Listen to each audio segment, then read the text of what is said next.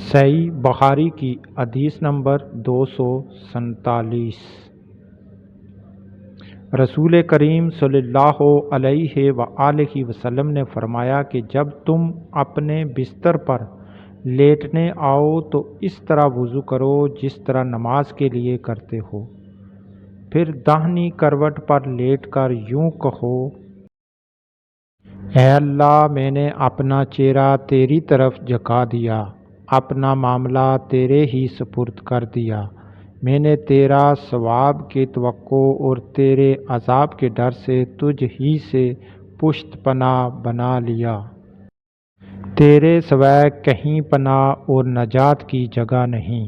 اے اللہ، جو کتاب تو نے نازل کی میں اس پر ایمان لایا، جو نبی تو نے بھیجا میں اس پر بھی ایمان لایا۔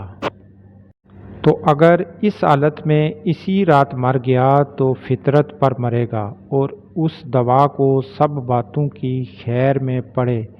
حضرت برا کہتے ہیں کہ میں نے رسول اللہ صلی اللہ علیہ وآلہ وسلم کے سامنے اس دعا کو دوبارہ پڑھا۔ جب میں اس دعا پر پہنچا تو میں نے "ورسولہ" کا لفظ کہہ دیا۔ آپ نے فرمایا، نہیں، یوں کہو